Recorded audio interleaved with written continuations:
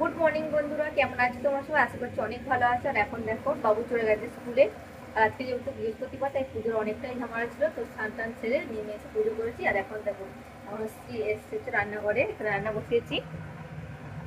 এখানে দেখো আলু ভাজা হয়েছে, ছোট ছোট আলু খোলা সমেত কেটে আর কাটা আর কি ভাজা হয়েছে। আর এখানে দেখো চাটনি হচ্ছে, চাটনি বসিয়েছি। আর এখানে হচ্ছে লাউ শাক বাঁধাকপি দিয়ে একটা চচ্চড়ি হবে, আর হচ্ছে মুগের ডাল হবে। ঠিক আছে, আমি ওপরে এসেছি। আর আজ হচ্ছে একাদশী, আজকে হচ্ছে জৈব, আমরা ভীম একাদশী বলি সাধারণত আমাদের গ্রাম বাংলায়। তো আজকে হচ্ছে জয়া বা ভৈম একাদশী, যেটা ক্যালেন্ডারে থাকে ওই একাদশীটা। তো কিছু কিছু একাদশী এরকম আছে যেগুলো মানে মানে যারা আর কি ভালো স্বাস্থ্যের মতে বলে যে কিছু কিছু একাদশী যেগুলো একদম মানে ভালো, যেমন জয়া বা ভৈম, উত্থান আর শয়ন, এইসব একাদশীগুলো আর কি সব একাদশীর মধ্যে শ্রেষ্ঠ আর কি। তো একাদশী সবগুলোই ভালো, তার মধ্যে আর কি এগুলো বেশি আরও বেশি করে মানুষজন করে থাকে। তো আজকের এই ভিডিওতে আমি কি কি করি একাদশীতে সেটাও তোমাদের জানাবো, আর কি কি করবেন আর কি কি করবে না সেটাও কিন্তু বলবো। তো এই যে এখানে দেখুন, তো এই যে এখানে দেখো আমি নিয়েছি হচ্ছে যে আলু, কলা, পেঁপে, কাঁচা লঙ্কা আর বাদাম, চীনা বাদামকে আমি থেতো করে দিয়েছি।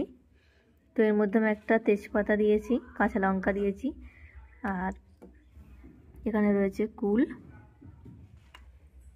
তো এই তরকারিটায় কিন্তু কোনো আমি হলুদ ইউজ করিনি, কোনো কিছু ইউজ করিনি। আর এই তরকারিটা আমি করেছি শুধুমাত্র সূর্যমুখী ফুলের তেল দিয়ে। তো অন্য সময় ঘি দিয়ে করি, তো ঘিটা আজকে আমার কাছে সেই মুহূর্তে ছিল না। তো তাহলে তোমরা ঘি খেতে পারো, বা সূর্যমুখী ফুলের তেল বা তিলের তেল এসবগুলো খেতে পারো, কিন্তু ওই যে সর্ষের তেল এটা কিন্তু খেতে নেই। আর পঞ্চশস্য তো একদমই খেতে নেই, তবে যারা পারবেন না তারা হয়তো খাবেন, কিন্তু চেষ্টা করবেন না খাওয়ার। পঞ্চশস্য খেতে নেই, তার মধ্যে রুটি জাতীয় জিনিসগুলো পড়ে, রুটি, ডাল, গম, যব এইসব যেগুলো থাকে, সরষা, এগুলো আর কি পঞ্চশস্য। তো এইসব থেকে যে জিনিসগুলো তৈরি হয় সেগুলো না খাওয়াটাই ভালো, তবে না পারলে কিছু করার নেই। তো যারা একদম শুকনো হয়ে থাকে তারা তো খুবই ভালো, তাদের অনেক ফল লাভ হয়, কিন্তু আমি পারি না, আমি খাই। তো আমি হচ্ছে এরকম হচ্ছে কিছুটা ফল বা এরকম তরকারি বা মিষ্টি কুমড়োর তরকারিও খাওয়া যায় এতে। তো মিষ্টি কুমড়োর তরকারিটা আমি আজকে বানাইনি, তো আমি এখানে এই কাঁচকলা পেঁপে আলুর তরকারিটা বানিয়েছিলাম, আর একটু ফল কাটছিলাম। আর শরবত খাওয়া যেতে পারে বারে বারে, নুন চিনি শরবত আর কি, নুন চিনি দিয়ে জল করেও খেতে পারো তোমরা বারে বারে, তাহলে কিন্তু আর বেশি খিদেটা লাগবে না।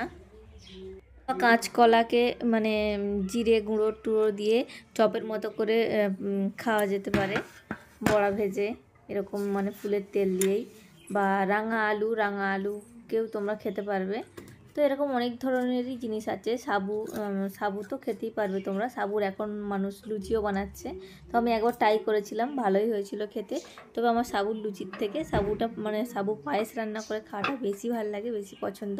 তো চলো এবার বলি যে কী কী করা যাবে না। কী কী করা যাবে না বলতে আমি যেগুলো জানি সেগুলোই তোমাদেরকে বলছি। মানে শ্যাম্পু করা যায় না বা নখ কাটা যায় না, মানে কোনো সেন্ট সাবান না মাখাটাই ভালো। আর একটু বেশি মানে ঠাকুর আর কি মানে নাম করলে ভালো হয়, আরও বেশি ভালো, ভজনটা একটু বেশি বাড়ালে।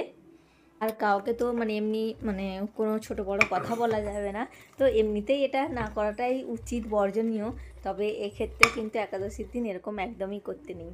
তো চলো আজকে তবে আসি, বাই বাই, দেখাবে আবার নেক্সট ভিডিওতে। ততক্ষণে সবাই ভালো থাকবেন।